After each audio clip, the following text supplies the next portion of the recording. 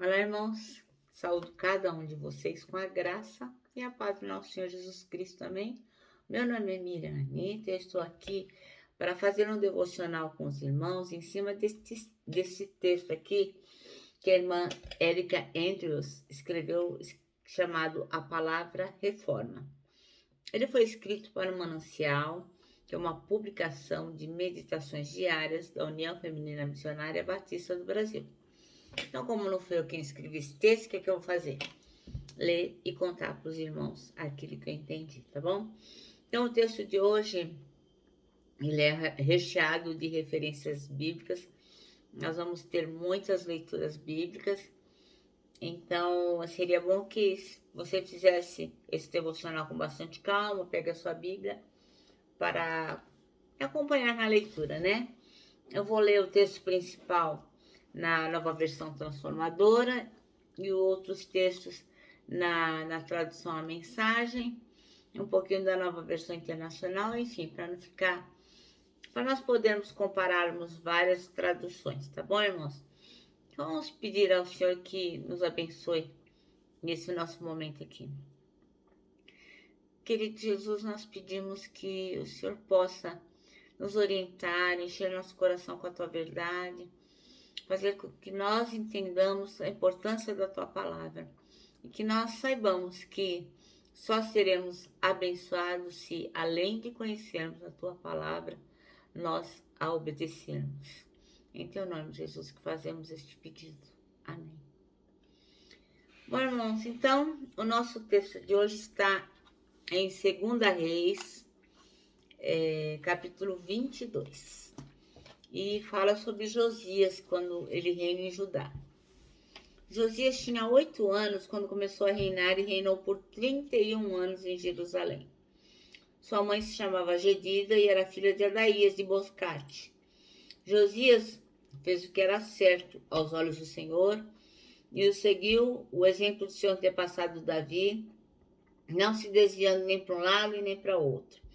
No 18º ano de seu reinado, o rei Josias enviou Safã, secretário da corte, filho de Azalias, filho de Mesulão, ao templo do Senhor.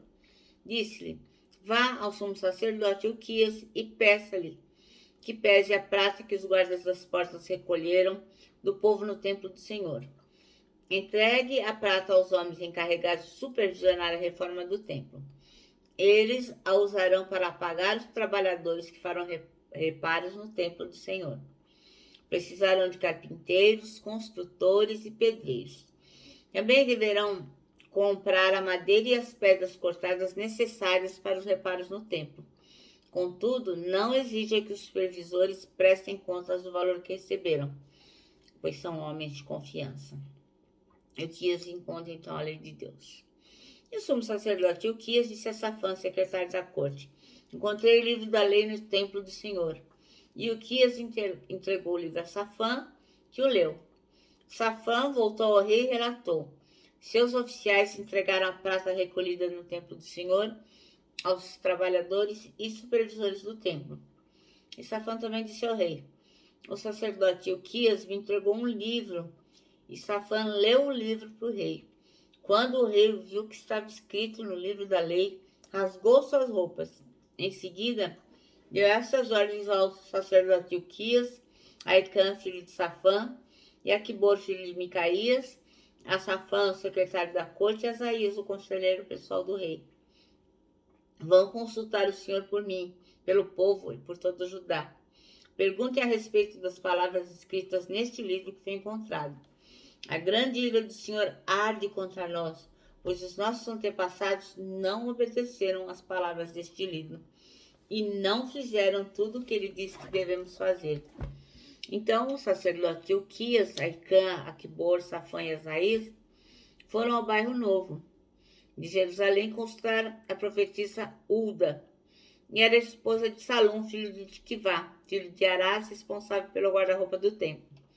Ela lhes disse: o Senhor, o Deus de Israel, falou: voltem e digam ao homem que os enviou que assim diz o Senhor: trarei desgraça sobre esta cidade e sobre os seus habitantes.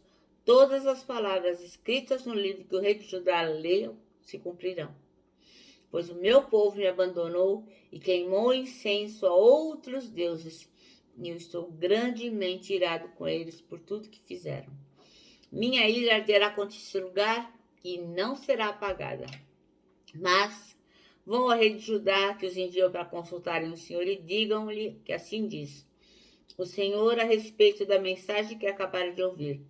Você se arrependeu e se humilhou diante do Senhor quando ouviu o que eu disse contra essa cidade e contra os seus habitantes, que essa terra amaldiçoada se tornaria desolada. Você rasgou as roupas e chorou diante de mim. E eu certamente o ouvi, diz o Senhor. Portanto, só enviarei a calamidade anunciada depois que você tiver se reunido a seus antepassados e tiver sido sepultado em paz. Você não verá a desgraça que trarei sobre esta cidade. Então, eles levaram a mensagem ao rei. Então, nosso texto chama-se a palavra reforma, e a irmã Erika Andrews escolheu 2 versículos para serem os chaves, o 10 e o 11, que diz: E o secretário Safã acrescentou: O sacerdote Ilquias entregou-me um livro, e Safã o leu para o rei. Assim que o rei ouviu as palavras do livro da lei, rasgou as suas vestes. No tempo de Josias, o livro da lei estava escondido, né? Ou talvez estava perdido lá no templo. Por quê? Porque tinha todo tipo de idolatria. Eles amavam outros deuses, serviam outros deuses, tinham os prostitutos cultuais, então tinha muita imoralidade que foi instituída por Manassés. Quem era Manassés? Um antigo rei que nem acreditava em Deus, que não obedecia a Deus e que levou a nação inteira a pecar contra o Senhor.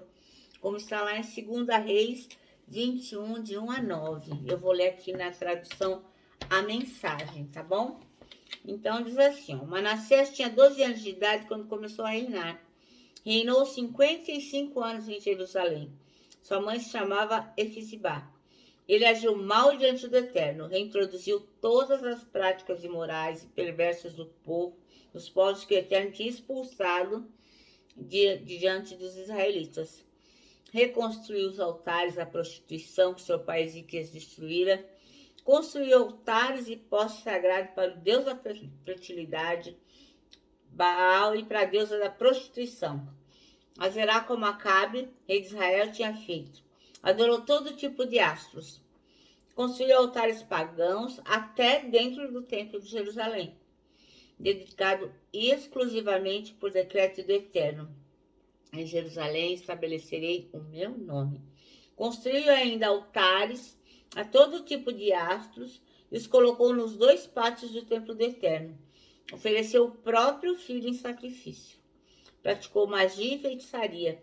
Consultou espíritos dos mortos, enfim, provocou a ira do Eterno, cometendo todo tipo de profanação. A gota d'água foi pôr a imagem da deusa da prostituição, Azerá, dentro do templo do Eterno. Uma afronta flagrante à declaração do Eterno Davi a Salomão. Neste templo e na cidade de Jerusalém, que escolhi de todas as tribos de Israel, estabelecerei o meu nome para sempre. Nunca mais deixarei meu povo Israel andar errante fora da terra que dei aos seus antepassados, contanto que obedeçam a tudo que ordenei por meio do meu servo Moisés. Mas o povo não deu ouvidos. Manassés fez o povo se desviar e conseguiu ser pior que as nações pagãs que o Eterno tinha destruído. Então veja só, olha que situação, né? O rei Josias fez só coisa errada e o povo todo foi atrás, né? Então, o que aconteceu? Quando o livro da lei foi encontrado e eu falei rei Josias, quando o livro da lei foi encontrado e a sua mensagem lida, aí então o rei Josias imediatamente ele viu que tinha pisado na bola. O que ele fez? Rasgou as vestes, se arrependendo, falando para Deus: olha, eu me humilho diante do Senhor, eu fiz tudo que era errado, porque ele teve consciência de tudo que os antepassados dele tinham provocado a ira de Deus.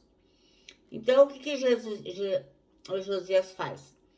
Ele convoca o povo para uma reforma. Então, todo o povo, toda a autoridade de Judá, todos os profetas, os anciãos, eles deveriam ouvir a mensagem e renovar a aliança com o Senhor.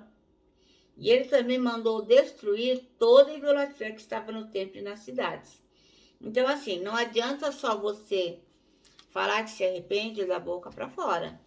Você tem que se arrepender e se livrar daquelas coisas do passado que não te acrescentam mais nada, né? Então, assim, eu me arrependi, então eu tenho que me livrar daqueles pecados que eu cometia e que agora eu me humilhei diante do Senhor e falo, eu não quero mais.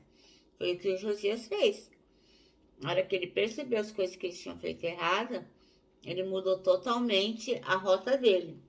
Então, como disse o nosso pastor hoje no sermão, não adianta só você conhecer a palavra. Você só vai ser abençoado se você atrelar o conhecimento da palavra ao quê? A obediência. Se você não obedece, você não vai ser transformado, entendeu? Então, aqui existe uma referência ao capítulo 23 de 2 Reis, que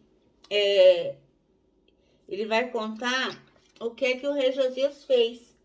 É do capítulo 23, do 1 ao 24.